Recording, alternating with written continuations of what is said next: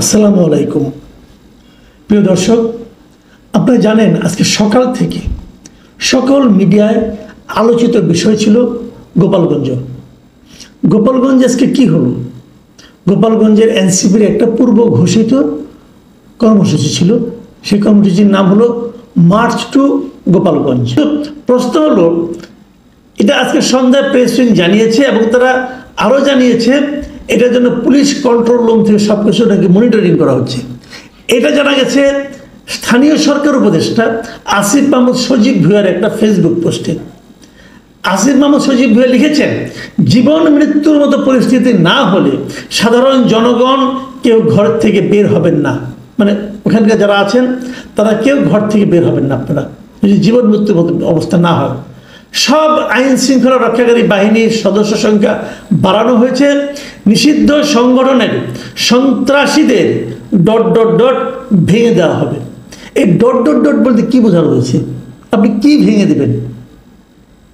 আস্তানা ভেঙে দেবেন? সেটা হলে ভালো, নাকি অন্য কিছু ভেঙে দিবেন জানি না, নাকি কারো ঘাড় ভেঙে দিবেন তাও বলতে পারবো না। এবং ওখানে আরও লিখেছেন, পুলিশ কন্ট্রোল রুম থেকে সব কিছু মনিটরিং এবং প্রয়োজনীয় দিক নির্দেশনা দিচ্ছেন স্বরাষ্ট্র উপদেষ্টা, তার সঙ্গে যুব ও ক্রীড়া উপদেষ্টা সহ আইন শৃঙ্খলা রক্ষাকারী বাহিনীর প্রধানগণ। আইন শৃঙ্খলা রক্ষাকারী বাহিনীর প্রধানগণ নির্দেশনা দিচ্ছেন, কোনো আপত্তি নেই। স্বরাষ্ট্র উপদেষ্টা দিচ্ছেন, তাও কোনো আপত্তি নেই, ওনারই তো মন্ত্রণালয় উনি দিবেন। কিন্তু এখানে যুব ক্রীড়া উপদেষ্টার কাজটা কি? মানে আসিফ মাহমুদ সজীব ভুঁইয়ার কাজটা কি? উনি কি এ ধরনের আইন শৃঙ্খলা রক্ষার জন্য অনেক অভিজ্ঞতা প্রাপ্ত কোনো ব্যক্তি? ওনার কি এই বিষয়ের উপর বিশেষ কোনো ট্রেনিং আছে? নাই। এটা কি ওনার মন্ত্রণালয়ের মধ্যে পড়ে? তাও পড়ে না। তাহলে উনি কেন? উনি কি অনেক অভিজ্ঞ একজন ব্যক্তি? তাও তো নয়। উনি তো পুরো উপদেষ্টা পরিষদের মধ্যে সবচেয়ে কনিষ্ঠতম একজন ব্যক্তি। তাহলে উনি এখানে কেন? এবং উনি কেন এই জিনিসটা ওনার ফেসবুকে দেন? এটার মাধ্যমে মানুষের কাছে কি মেসেজ ছড়ায়? তাহলে কি এখানে একটা রাজনৈতিক প্রতিহিংসার কিছু ঘটনা ঘটবে? এই বিষয়গুলো কিন্তু মানুষের মধ্যে অলরেডি প্রশ্ন আকারে এসেছে। মানে তারা গোপালগঞ্জের দিকে মার্চ করে যাবেন, এটা নিয়ে নানা ধরনের কথাবার্তা ছড়িয়েছে সোশ্যাল মিডিয়ায়, নানাভাবে মানুষকে উত্তেজিত করা হয়েছে। এবং আমরা দেখেছি কোথাও কোথাও এরকম বলা হয়েছে যে সেখানে যে নাকি, আমি বিভিন্ন সোশ্যাল মিডিয়ায় কথা বলছি, যে অনেকে আমাকেও প্রশ্ন করেছে যে গোপালগঞ্জে যে কি তারা বঙ্গবন্ধুর মাজার ভেঙে দেবে। এ ধরনের প্রচারণা কিন্তু সোশ্যাল মিডিয়ায় ছিল। এগুলো কারা প্রচার করেছে? যারা প্রচার করেছে তারা কি আওয়ামী লীগকে ভালোবেসে প্রচার করেছে? অথবা তারা কি আওয়ামী লীগকে ঘৃণা করে এটা প্রচার করেছে? তারা কি এনসিপির পক্ষ হয়ে প্রচার করেছে, নাকি এনসিপিকে বিপাকে ফেলার জন্য প্রচার করেছে? তবে এটা ঠিক, গোপালগঞ্জের মানুষ যদি জানে যে সেখানে যে বঙ্গবন্ধুর মাজার ভেঙে দেওয়া হবে, ওনার কবর ভেঙে দেওয়া হবে, তাহলে গোপালগঞ্জের মানুষ সেন্টিমেন্টাল হবে, আবেগপ্রবণ হবে। এটা কিন্তু অস্বাভাবিক কিছু না। আমরা কিন্তু এই এনসিপির মধ্যে একটা জিনিস দেখেছি। দেখুন, 17 বছর ধরেন, 16 বছর ধরেন শেখ হাসিনা একটা স্বৈরাচারী শাসন এদেশে কায়েম করেছিল। কে করেছিল? শেখ হাসিনা করেছিল, অথবা শেখ হাসিনার নেতৃত্বাধীন আওয়ামী লীগ করেছিল। আপনি এই পর্যন্ত ধরেন, কোনো সমস্যা নাই। এই অপরাধের জন্য শেখ হাসিনা দেশ ছেড়ে পালিয়েছে। এই অপরাধকে বিবেচনা করে, এটাকে বিবেচনা করে বর্তমান সরকার আওয়ামী লীগের রাজনৈতিক কর্মকাণ্ড স্থগিত করেছে, নিষিদ্ধ করেছে দেশে। তো এটা যেটা তো হয়েছে, সরকার ঘোষণা করেছে, যদি এটা আইনগতভাবে হয়েছে কিনা, মানে আদালতের মাধ্যমে হয়নি, সরকার নির্বাহী আদেশে এই কাজটা করেছেন। সেই নির্বাহী আদেশে করাটা কতটা ভালো হয়েছে মন্দ হয়েছে সেটা অন্য বিতর্ক, কিন্তু তারা করেছে। কিন্তু এর মধ্যে বঙ্গবন্ধু শেখ মুজিবুর রহমান কোথায়? অথবা বঙ্গবন্ধু শেখ মুজিবুর রহমানের মাজার কোথায়? বাট সেগুলো কিন্তু হয়েছে, আমরা দেখেছি। বঙ্গবন্ধুর বিভিন্ন মুরাল ভাঙা হয়েছে সারা দেশে। সারা দেশ থেকে বঙ্গবন্ধু শেখ মুজিবের নামটাকে, ওনার বিভিন্ন চিহ্নকে নিশ্চিহ্ন করার একটা প্রবণতা কিন্তু আমরা এই সরকারের মধ্যেও দেখেছি এবং এনসিপির নেতাদের মধ্যেও দেখেছি। যে এনসিপির নেতারা আগে গলার রগ ফুলিয়ে আমার বঙ্গবন্ধু নামে বিতর্ক প্রতিযোগিতায় অংশ নিতেন, কথা বলতেন, পুরস্কার পাওয়ার চেষ্টা করতেন, তারা এখন বঙ্গবন্ধুকে পারলে, মানে যাচ্ছে তাই হিসাবে তারা প্রমাণ করার চেষ্টা করেন, সেটা যেটাই হোক। এখন এইরকম একটা পরিস্থিতি আগেই ক্রিয়েট করে যখন এনসিপির লোকজন গোপালগঞ্জে যায় মিটিং করতে, তো সেখানে গণ্ডগোল হবে এটাই কিন্তু মানুষের সাধারণ একটা ধারণা। কারণ তারা যাওয়ার আগের থেকে আমাকে বিভিন্ন জন সকাল থেকে ফোন করছিলেন যে ওখানে কী হচ্ছে, গোপালগঞ্জে কী হচ্ছে। শেষ পর্যন্ত কী হয়েছে, শেষ পর্যন্ত গোপালগঞ্জে এনসিপি সেই সমাবেশকে কেন্দ্র করে সংঘর্ষ হয়েছে, হামলা হয়েছে, 3 জন লোক মারা গেছে।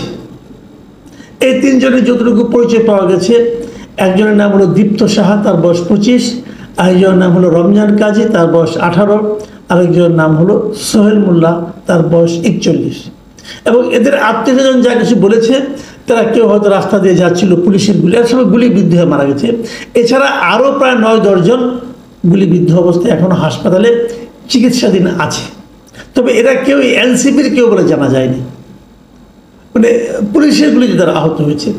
এখন এই ঘটনাটাকে আপনারা কীভাবে বিশ্লেষণ করবেন, কিভাবে মূল্যায়ন করবেন, এইগুলো নিয়ে কিন্তু আলোচনা হতে পারে। তার আগে আমি বরং এই ঘটনার প্রেক্ষিতে এরই মধ্যে সরকার কিংবা প্রধান বিরোধী দল বিএনপি কিংবা জামায়াতে ইসলাম তাদের প্রতিক্রিয়াটা একটু ছোট করে দেখে নিতে চাই। আর তারও আগে বলতে চাই যে এই ঘটনা যখন ঘটে, মানে তারা প্রথমে গোপালগঞ্জের পৌর পার্কে এনসিপির একটা সমাবেশ হয়, সেই সমাবেশের লোক সংখ্যা খুব বেশি ছিল বলে আমার কাছে মনে হয়নি। আমি যতগুলি ভিডিও দেখেছি খুব বেশি লোক ছিল না। তারপরে মিটিংটা শেষ হওয়ার পরে বিপুল সংখ্যক লোক, কয়েকশো লোক লাঠিসোঁটা নিয়ে এনসিপি নেতাকর্মীদেরকে ঘিরে ধরে। এ সময় পুলিশ এবং সেনাবাহিনীর লোকজন দিয়ে সাউন্ড গ্রেনেড, ফাঁকা গুলি এগুলি ছুড়ে তাদেরকে উদ্ধার করে এবং তারা সেনাবাহিনীর সাজোয়া গাড়িতে করে এনসিপির নেতারা গোপালগঞ্জ ত্যাগ করেন। এর ঘটনা, এর মধ্যে পুলিশের সঙ্গে ভূমিকা, পুলিশের সঙ্গে গোলাগুলি, পুলিশ অথবা সেনাবাহিনী, তাহলে এই লোকগুলি গুলিবিদ্ধ হয়ে মরলো কেন? আরও যে 9-10 জন গুলিবিদ্ধ হলো, তারাও তো পুলিশ অথবা সেনাবাহিনী গুলিতে গুলিবিদ্ধ হয়েছে।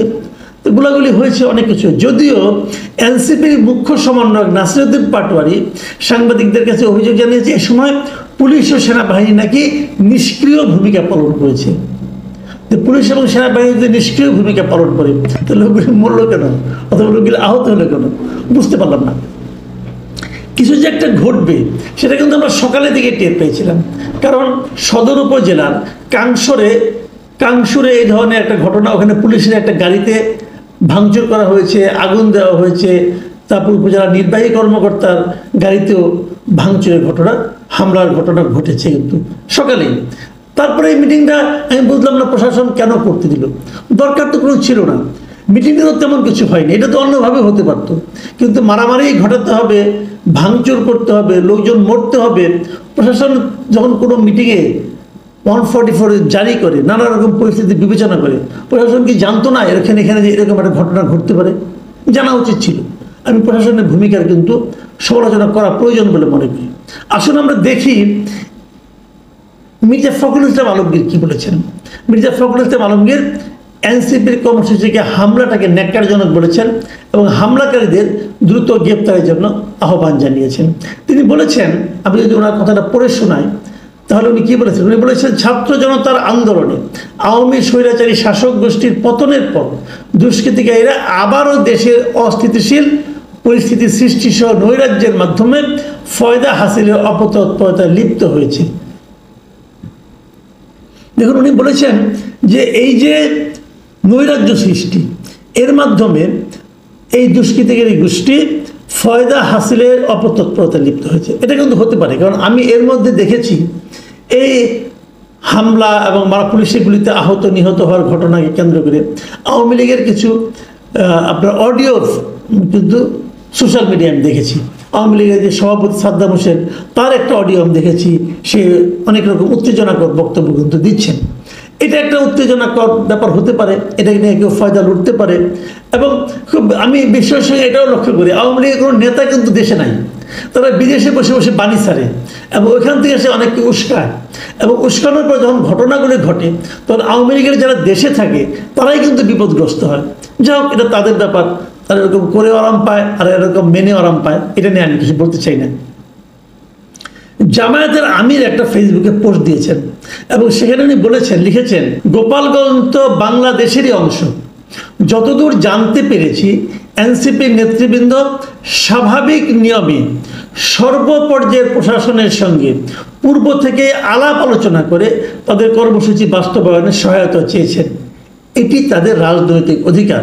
কিন্তু এখন যে অবস্থায় এসে দাঁড়িয়েছে, কার্যত মাঠে আইন শৃঙ্খলা রক্ষাকারী বাহিনীর কোনো উপস্থিতি লক্ষ্য করা যাচ্ছে না।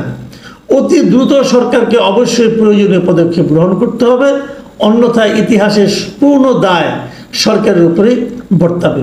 এখানে সরকারকে কিন্তু দায়ী করা হচ্ছে এবং সরকার তারপরে কী করবে এটাও দেখার বিষয়। দেখুন, সরকার একটা ব্যবস্থা নিয়েছে। তারা আজকে মানে বুধবার রাত 8টা থেকে সেখানে কারফিউ জারি করেছে গোপালগঞ্জে। এই কারফিউ চলবে আগামীকাল সন্ধ্যা 6টা পর্যন্ত।